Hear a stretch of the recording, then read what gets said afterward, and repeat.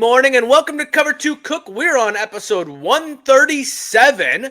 We're recording Sunday evening as we have a whole action-packed of Saturday college football and great, and I mean great NFL games on Sunday. So we're going to talk about what was our biggest takeaways from Saturday and Sunday, and then we're going to talk about Mr. Tim Cook's best bets. He said 4-0. Let's hear about those results, so let's get it started.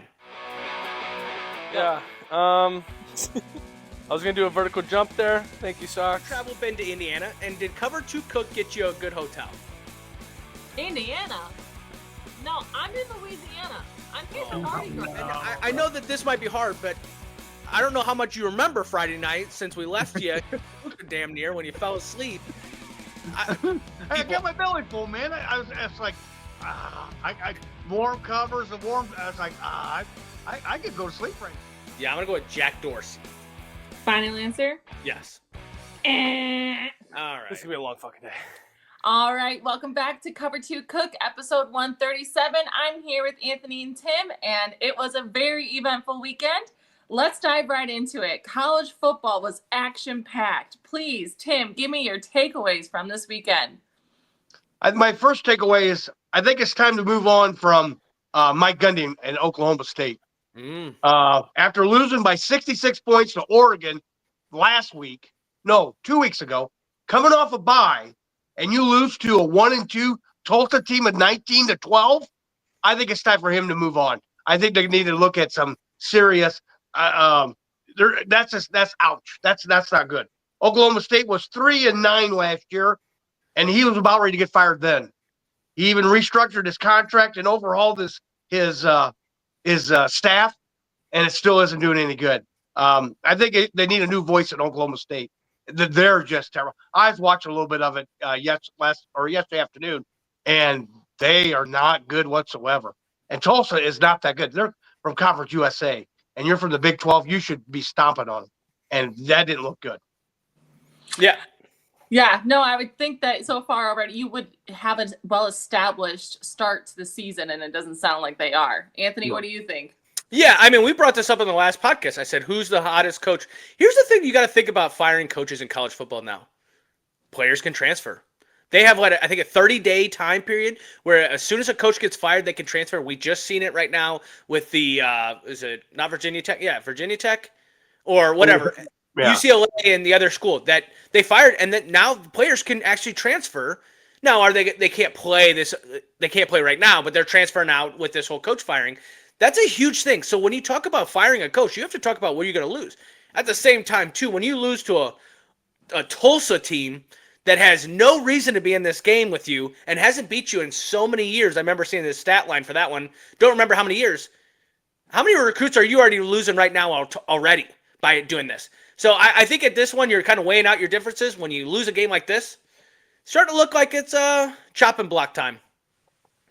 Coming off a bye, too. Yep. Your team should be fresh. You had 2 weeks of game plan this team, and you still come out and lose? Yep. Come on, man. I mean, that's just not good. That's just not. Maybe it's time. The long hair and the stick that he does there, maybe it's just time for him to move on. Yeah. I gotcha. All right. Well, Anthony, what was your first takeaway from College Saturday? Yeah, mine is going to be coming from another ACC disappointment team. Clemson. This year was supposed to be national championships and Heisman. Cade Klubnik's supposed to win the Heisman. They're coming back. They're top 5 ranking coming into the year. Well, they lose one, they bounce back and get a win, and then they drop one to Georgia Tech. And you're like, okay, Georgia Tech is a team that will upset people. So Clemson, it just happened. Well, 1-2, they bounce back, right?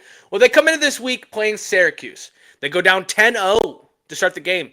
Well, and that was the closest the game ever got throughout the rest of the game. They were down 10 the rest of the game. Syracuse went on to win 34-21 to end this game. Cade Klubnik was not accurate on deep balls throughout the game. He was way inconsistent. I think he threw the ball damn near 50-some times as well. But after the game, he was brought to. He also went on to say that Syracuse had a lot of injuries that took away their momentum. So obviously in football, if a player lays on the ground for an injury, it stops it right there. They help him off. And Cade Klubnik, instead of worrying about his accuracy, is saying, well, I think that team was sitting there on doing these injuries because of that. That right there, that's gonna hurt the draft. I can tell you right now. Don't say things like that. Do not push blame on anyone else but yourself. Be better for that. Syracuse was just way more physical than Clemson was in this game.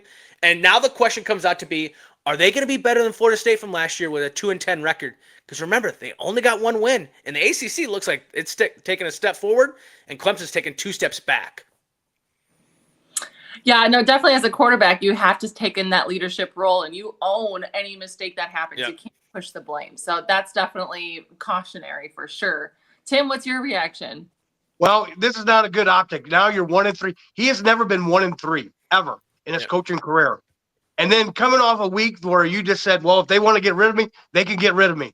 And then you pull a stinker like that one. Holy cow, buddy. I mean, I did see at the end of the game, one of his players had his arm around him, like, don't worry, coach.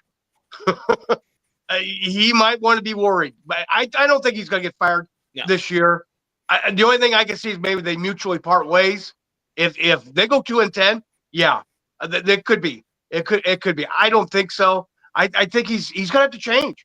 And Clemson, the university, and all of them guys may tell him either change or we will mutually part ways. Syracuse is a pretty good ball club. They've got a good quarterback. I seen one play where the kid threw it up in the end zone, and the wide receiver for Syracuse went up and got it, and scored a touchdown.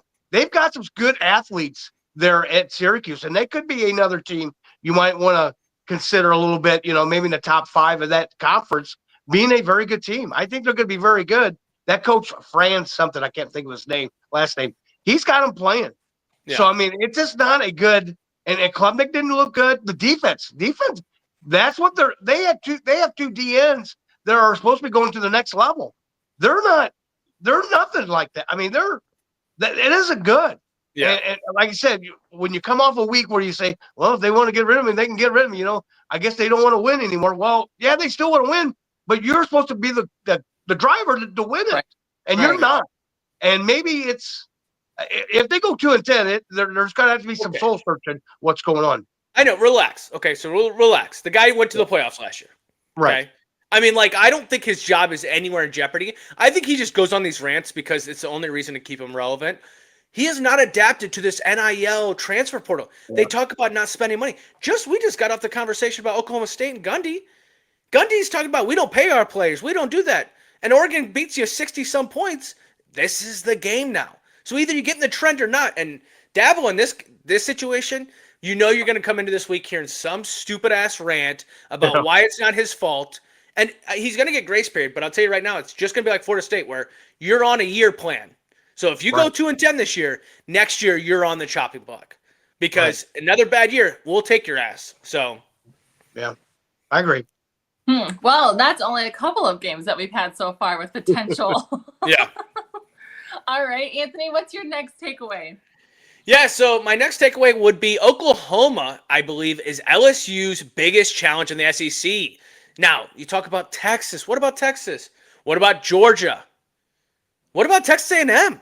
What about these teams? They're the biggest challenge to LSU, which LSU's been deemed as the best team in the SEC, right? I like Oklahoma because of the defense. That defense gets after him. They recorded 9 sacks against Auburn, right? 10. I read a stat that said 9. I took it off ESPN right before it, but 9 or 10 sacks, whatever, something like that. Still, way too many Auburn was taken. Arnold at one point just started freezing in the pocket. And that was like one of those moments where you're like, thank goodness you left and we got who we got. Because the other thing, John on Oklahoma and Metier, whatever his last name, one of the plays where not one of the plays, but one of the drives he took down to run into the touchdown to take the lead back. Auburn took the lead in the fourth quarter, if anyone remembers, right? I think it was like 7 minutes ago. John goes down and leads him into a touchdown. That's what's going to take to win an SEC right there. Bouncing back. And that's something that, when we talk about Oklahoma, hasn't had in a while of a quarterback that can just get up there and go down the field. I think the head coach's defense is already proven he can win in the SEC. I think he's got on paper a great defense. Can they combat the Texas, the high offense Texas, the Georgias, the LSUs? I think they can. I think Oklahoma is the second best team in the SEC over Georgia, over Texas, and definitely over Texas A&M. Wow, that is shocking to hear. Might be my overreaction at the same time, but I still like it. Right. Tim, what do you think? Yeah, that game there, I watched pretty much all of it. He was holding on to the ball. Jackson Arnold was holding on to the ball Yeah. way too long. Way too long. Even that, they were missing their best D ends for a half, that Baker kid. And he comes back out in the second half, and Auburn has the ball, and that Baker sacks him right as well for one of the sacks. It's like they didn't even miss a beat on it. He was holding on way, and it just didn't seem like they couldn't get the running game going with Cobb. So, I mean, that was another deal, too. I think he might have had like 3 or 4 carries at one time, and then he broke one for like 40 yards. But other than that, and then at the end, which we will talk about this, they're down 5. And Oklahoma goes for 2, misses it. So they get the ball back. He goes and takes a sack in the end zone, and now it's a 7-point game. It's a safety. It's like you're holding on to the ball way too long, which end up losing my bet by a half a point. Thank you, Mr. Arnold. Throw the ball away next time. But anyway, yeah, he was just holding on. They just couldn't get anything going.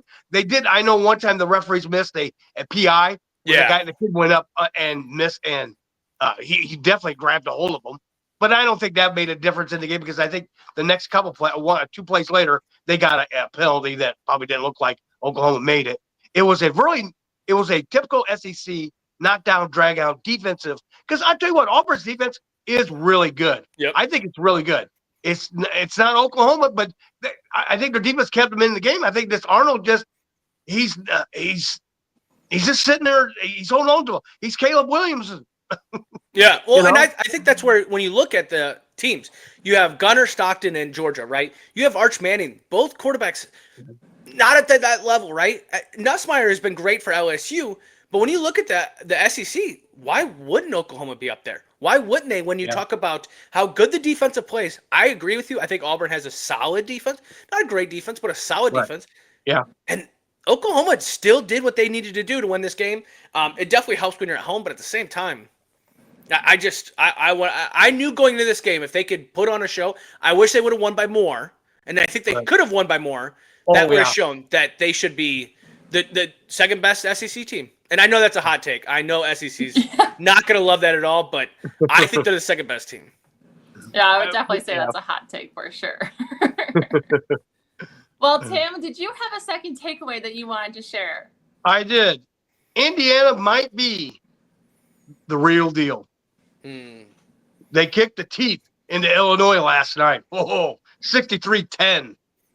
All we heard last year is how Indiana didn't play against good ranked teams. When they went up against ranked teams like Ohio State and that, they just got their ass beat.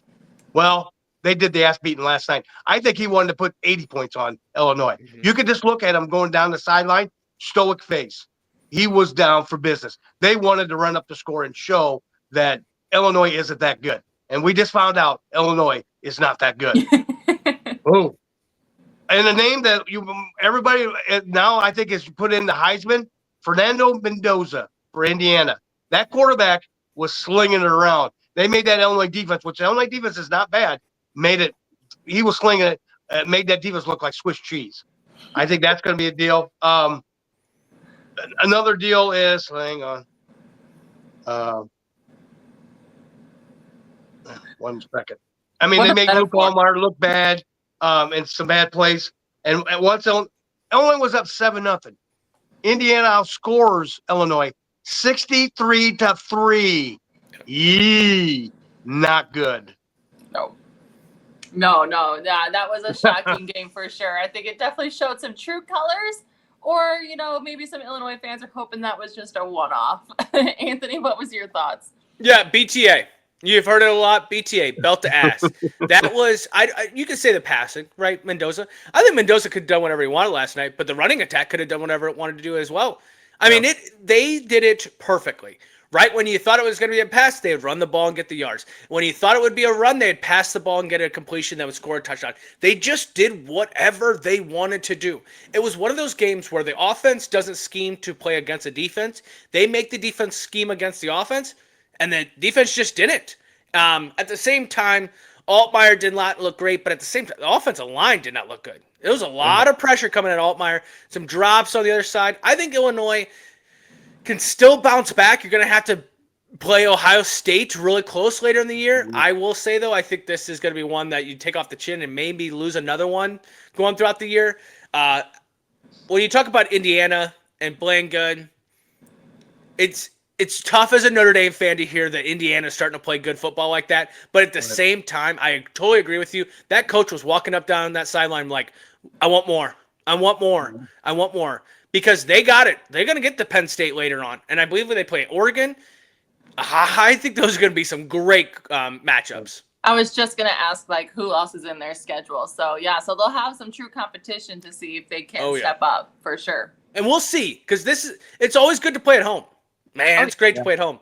Let's see when you guys start going on the road, because they got a road. That's what all their big games are, road ones. Yeah. And did you say they play Ohio State? No, Illinois plays Ohio State, but Penn State, Indiana plays Penn State and Oregon and I think USC as well. But those are all away. All on the roads. Yeah. Okay. So you're hoping you maybe just lose one. You hope you go perfect, but maybe lose one. But otherwise, you got to win most of those. Yeah. Yep. Gotcha. All right. Well, speaking of Indiana schools, let's move on to Notre Dame. What did we think about the game? I thought it was a very high-scoring game, and I was happy to watch this one. Anthony, what was your takeaways? You say high-scoring. 5 TDs accounted from Price and Love. 2 from Carr as well. A lot of scoring. And that offense is so exciting. First play of the game, throw a deep ball, catches it. I can't remember the last time Notre Dame had a quarterback that accurate, that deep. Maybe Ian Book, and maybe Ian Book kind of threw everything in his ass to get it down that far. But CJ Carrs looks fun. He makes the offense look fun with how spread out they can be. You kind of wish you would have had this more in Miami's game. Purdue is not the greatest, right? They're good, but they're not the greatest. Their defense definitely struggled. The offense really struggled. Notre Dame's defense needed to step up in this game. They had 2 interceptions and 2 sacks, but they gave up 23 points and almost 300 yards in the first half. That has to stop. And I will tell you who's going to beat you. Arkansas is going to beat you next weekend at Arkansas if you play that bullshit, okay? Because the SEC will keep it going. I don't care if it's Vanderbilt, whoever. They keep playing. Final thing I will say is I trust Notre Dame's offense. So if it ever gets in a shootout, I really do trust him. I think CJ Carr, there's still young plays that he does where he just throws it too, inaccurate or things like that. But I can live with that when I see a deep ball off the first play like that as well. Yeah, totally. And the offense needs to stay ahead of it, but the defense needs to do their job too. So, Tim, what was your thoughts on the Notre Dame game? They're going to have to score 40 every week. Yeah, that's not good. And I think, like you said, in Arkansas, that's another SEC team that's got a halfway decent defense. They just don't get no push up. And we talked about that last week. They're not getting any push up front. They're not putting any pressure on the quarterback. They're not. I mean, I think one good key about right now Notre Dame, their offensive line is good. Yes. I mean, they made holes for Price and Love. I mean, they were getting 6, 7, 8 yards every time they were carrying the ball. I mean, they were just, but that they're just not getting any pressure. You gave up 30 points to a Purdue team that really isn't that good. I mean, USC just kicked the shit out of them the week previous. I don't know. I can see a couple more losses this year. Easy. Yeah, but I think they're going to build on themselves, right? Like we didn't get the turnovers. We didn't get the sacks. And this game, you get 2 interceptions, 2 sacks. Yeah. That's what we need. And that's what I'm saying is I think a lot of us Notre Dame fans have that national championship team in our head. That's what the goal is, right? But if we remember what Notre Dame looked like against Purdue last year, we were like, okay, well, the offense performed one game, but can they keep it up? I don't know. I think they're going to lose a couple more times. We said all that shit last year. Right, I think as long as we see progress. Now, I'm going to tell you right now, Coach Freeman said, if I need to, I'll be with the defense. Freeman, yes, you need to be with the defense. That's our struggle. CJ Carr's going to grow up on us. Hopefully he stays with us throughout his thing. He's going to be fun. We got wide receivers. We got running backs. We're good on the offense. Go focus on that defense. Get that shit straightened out. Because if so, I do think this team can run the table. And the way that college football has been unpredictable first 4 weeks, Notre Dame has a chance. I think there's going to be a lot of teams with losses this year. It's going to be very rare where you're going to see an undefeated team go all the way through. Yeah, I definitely saw that stat too. Where it was just like, they still have a chance and this and that. So I'm like, I was surprised to see that, but I'm definitely hoping for the best. They got to build on themselves. Yeah. Defense has to get better. Like USC's going to beat them. If they played USC tomorrow, they're going to beat them.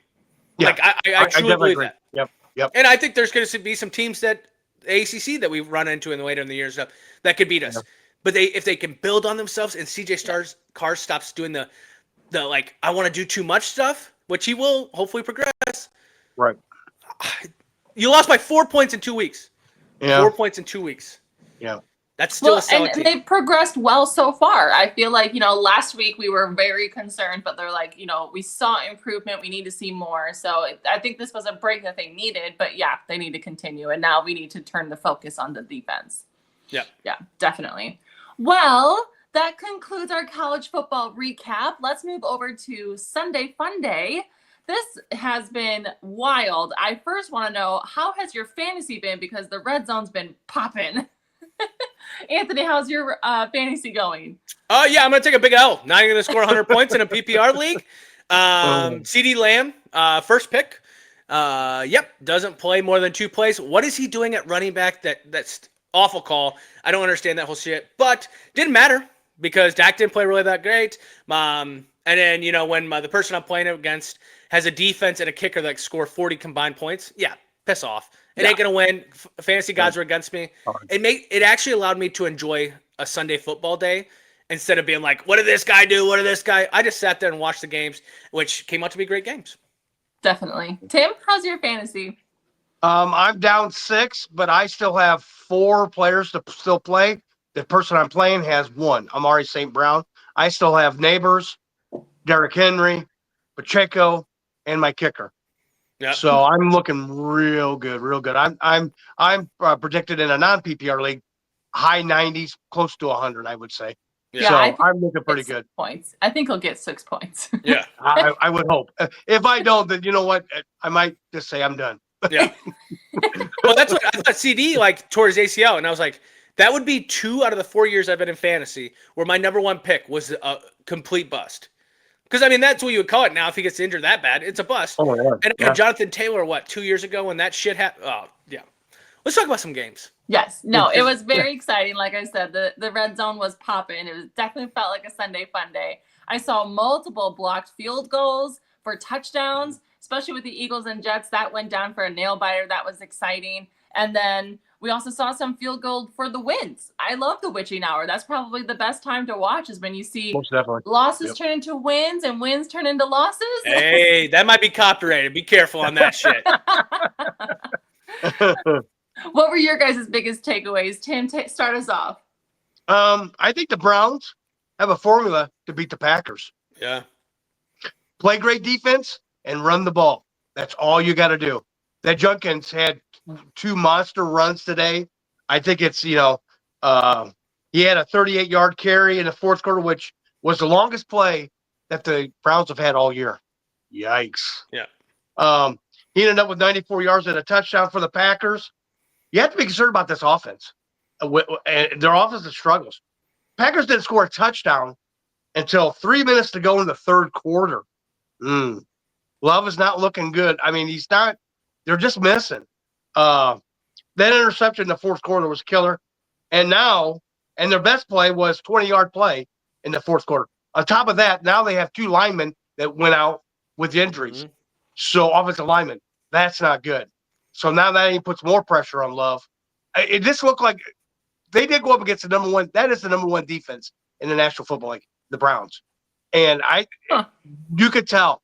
Jacobs couldn't get anything going. They just couldn't get anything down the field. And Flacco, I think they need to go with the young. I think they need to go with.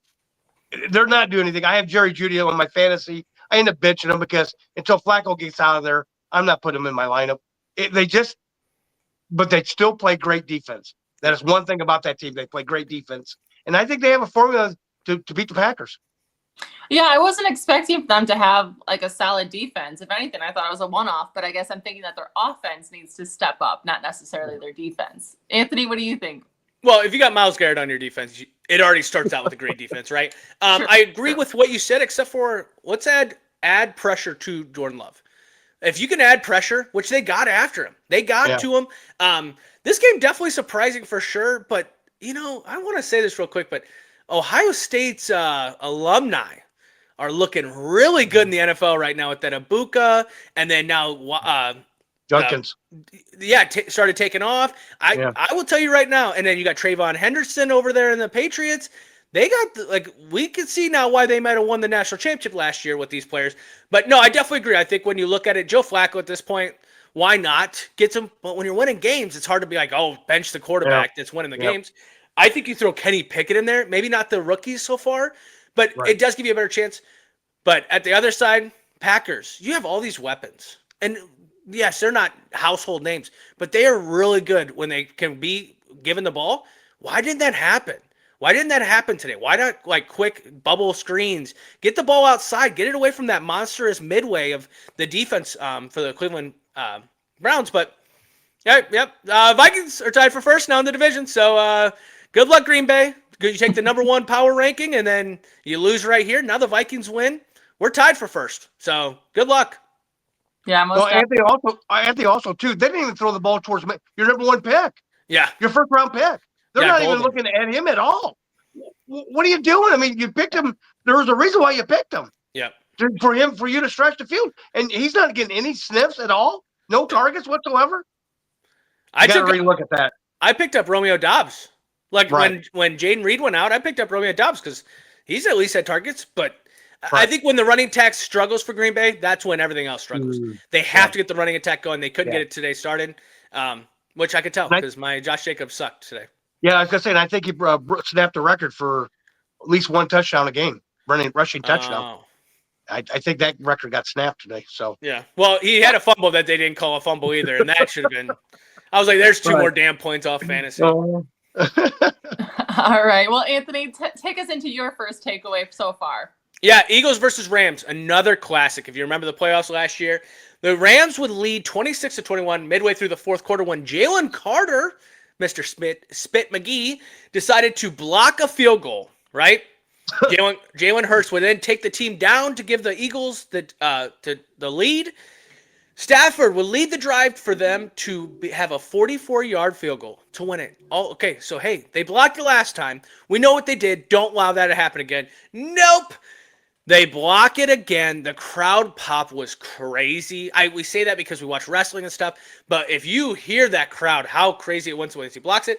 But then seeing a 300-pound man run 14.7 miles an hour, fastest a 300-plus person has ever ran, or the NFL's whatever, to score a touchdown at the end, which then I think they covered when they scored the touchdown or whatever. Yeah. Because it was 6.5 and they won whatever, something like that. Right. This is classic. But I will say, the Rams seem like they have something on the Eagles that they know how to get close in these games. They're just that final plays away to make that step forward. Devontae Adams had a big game for them. It's good to see him kind of taking over a little bit. But at the end, you went 3 passes, 3 to Puka. You got to have more options than just Puka. You got to be able to get more open, and that's what struggled for the Rams at the end. Yeah, no, that was a very exciting ending to the game. I was rooting for the big guy. And I got one last thing. The tush push is illegal. It's illegal, okay? They brought it up on the thing. The right guard moved first. Should have been called. There's a lot of scrutiny coming now with it. I think it's eventually gone because now the media is getting into it a little bit too much as well. And they're telling referees, watch for it. So, but they scored another touchdown off of it. It's Jalen's go-to. You can't stop him. Tim, did you have any takeaways from this game? Too many field goals. You had too many chances down in the red zone and in areas, and you had to kick field goals. I think he kicked 4 field goals. He attempted 6 and kicked and made 4. Yeah. So you can't do that. You're not in the NFL. That's too many field goals. You're not. Your defense is good, but it's not that good. And they finally got A.J. Brown cooking. Yep. They finally went to him. We said that in our last podcast on Thursday. The key for the Eagles is you got to get A.J. Brown going, and they finally did. And like I said, there's just too many field goals. Stafford, they had too many chances down in the red zone, and they had to come away with field goals. You can't do that against a good Philadelphia team because that defense is really good. And, you comment on that. That guy, they said he lost 30 or 40 pounds in the offseason Yeah. to get down to the 300. And they said if he probably wouldn't have lost it, he probably wouldn't have made the touchdown. Yeah. Would have got caught. Yeah. So that's a shame. I mean, I agree. I think they do have them. I was counting on them to win because I thought I think the Rams have got the Eagles' number, and then they slowly come back, and so Yeah, definitely crept in there and took over for sure. Tim, did you have a second takeaway so far with this Sunday Fun Day? Oh, Panthers winning 30-0 against Atlanta after Atlanta killed the Vikings Sunday night. Bryce Young had no turnovers. After having 4 in the first 2 games. It also helped that Atlanta missed 2 field goals, and those things weren't even close. They just got rid of their kicker 2 weeks ago, and now this kicker, he can't hit the bar outside of a barn. But the defense showed up for Carolina. Carolina's defense had a pick 6 and another interception for Atlanta. Michael Penix had his worst game of the year in his career, and the receivers were dropping a lot of passes. Yeah, a lot of passes all over. Atlanta's a team that they have to get out ahead.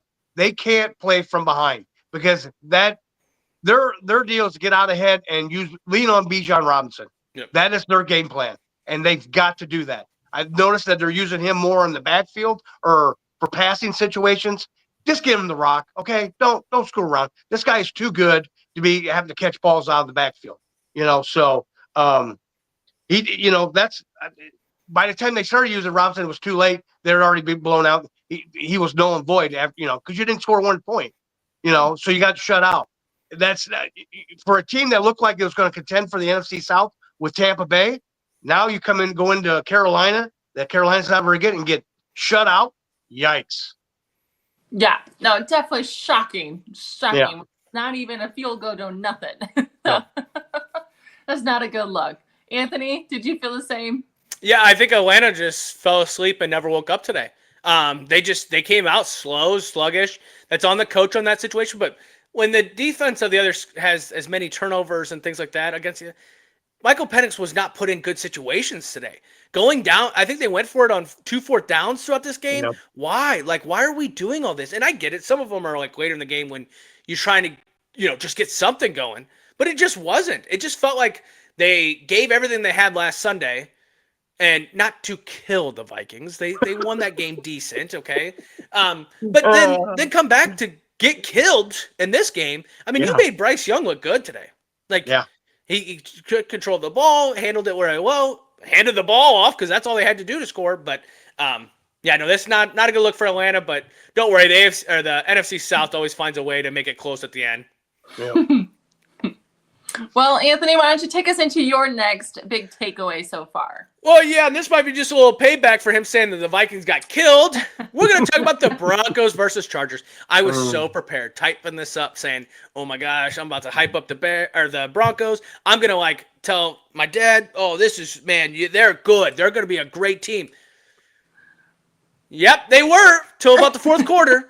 Broncos would lead 20-13 with a little over 12 minutes left in the game. That's a lot of time. I totally understand that is. But with that defense playing as well as it was, all they had to get, maybe another field goal, they win this game. Keenan Allen has reverse time coming back to LA Chargers. Looks great out there. Scores a touchdown to tie the game 20-20. Chargers would then go down to kick a field goal to win. What are my takeaways from this game? Bo Nix has taken a huge leap backwards. Way too many overthrows today. He had Marvin Mims. Marvin Mims probably had 3 touchdowns today that just were overthrown. And then he's got Sutton, which why on 3rd down are we throwing a deep ball like that? Yeah. Get the first down. Move it. Bo Nix struggled on this one. At the same time, Chargers, man. I mean, depending on what the Chiefs do these couple, do they play tonight? Or tomorrow, whatever. Tonight. Yeah. Whatever they do tonight, this AFC West is all Chargers. And they got it for the rest of it. Interesting stat, though. First time Chargers have went 3-0 since they moved. So last time was in San Diego with Phillip Rivers, the guy that never curses, says flip instead of so. Yeah. But yeah, poor Broncos. And now you gotta tail between your legs. Got to come back. You should have won this game, and now you definitely got to win at home when you play them again in the future. Yeah, definitely. Tim, did that A little hard. It did, and it's the second week in a row you got beat by a last-second field goal. Again, this defense is supposed to be top 5, if not one of the best defensive. They got Herbert had all day back there. There were some overthrown balls that Herbert had that if he doesn't overthrow them, they're touchdowns. Easy. One to Quentin Johnson, and it's like you're supposed to be getting pushed up front, and you're not getting it right now. And I totally agree. I think Nix has taken, I think, a minor step back. I don't think a major, but a minor. He's still not. I see one time when he got out of the pocket, he went to run, and he could have made 2 or 3 more yards, and he takes a left and gets out of bounds. It's like he only gained a yard, or he went right back to the line of scrimmage. Like, go upfield. You got to go upfield if you're going to take off. You can't just run alongside the damn offensive line or the line of scrimmage. Yeah. It's just that, and here's the deal too. They got behind 10-0. I don't know if they were still sleeping. I didn't know if the flight from Denver to LA, they were still, but what's going on? But yeah, they got down 10-0. They scored 17 unanswered. I mean, but there had to be some hell of catches. I think the one catch, RJ Harvey, it was Dobbins that made a hell of a catch, and he scored a touchdown.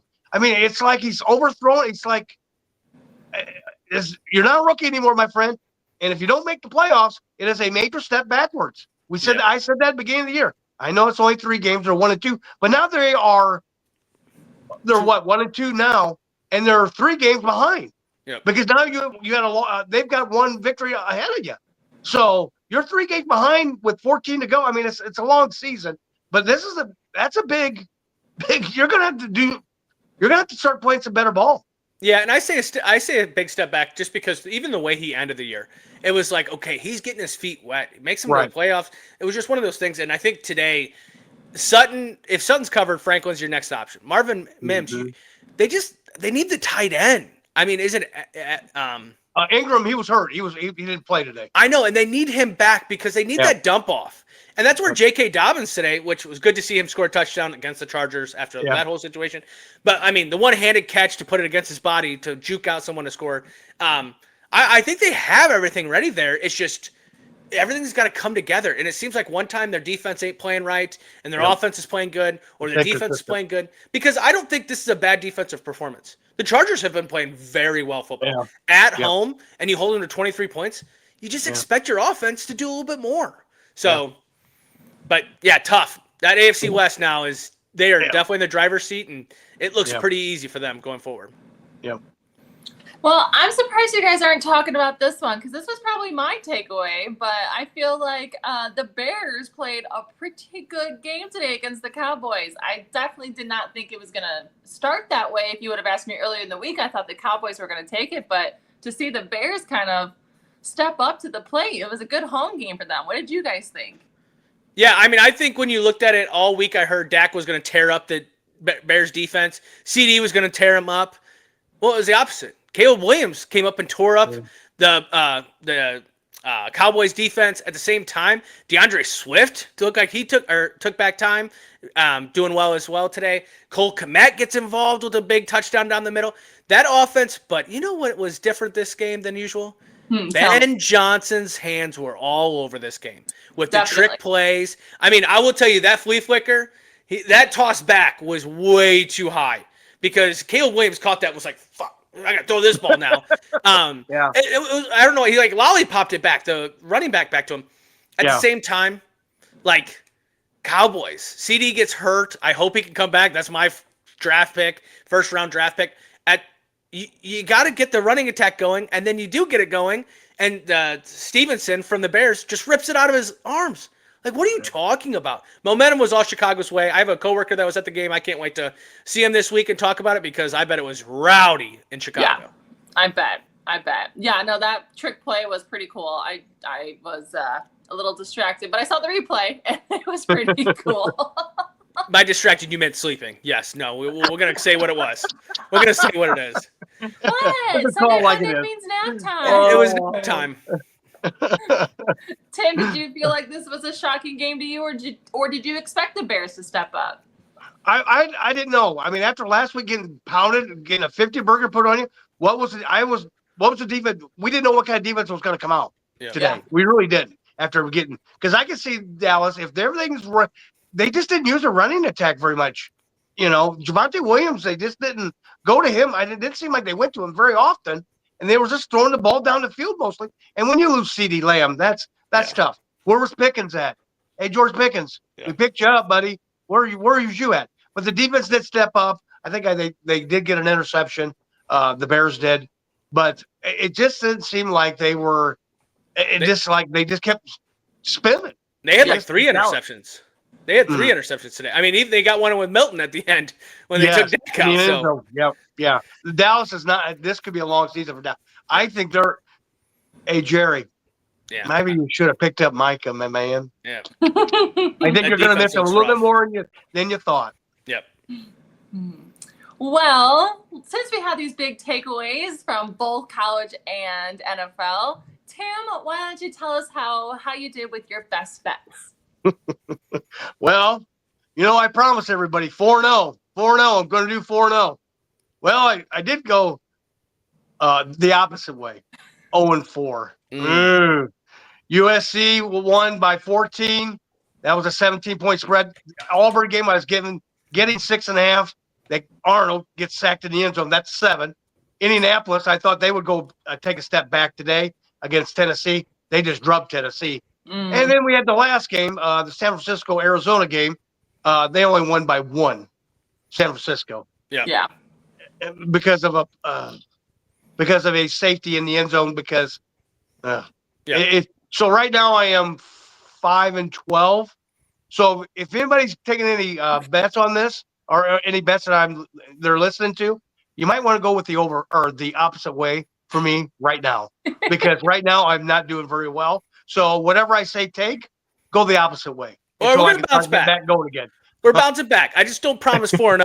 I mean, we'll be happy with the 2-2s and 3-1s. So right. He had so much confidence. He had so much confidence and then you were even like, your Auburn game is a no for me. The game you look good in. Well, and I'll tell you right now, and that is gambling to a T right there, because you feel great until that game starts, and then you're like, what the was I doing? Yep. All right. Well, that is episode 137. We talked college football and NFL. We recapped Notre Dame because that's our team. At the same time, we finished with Tim's best bets. Not a great success, but hey, that's what we do it for, to have a little excitement. We want to thank all our fans. Follow us on Instagram, TikTok, all those as well. We will have more episodes coming out on Wednesday when we record on Tuesday, recapping Sunday night and Monday night as we're recording before those games. Have a great week, and we'll see you on Wednesday.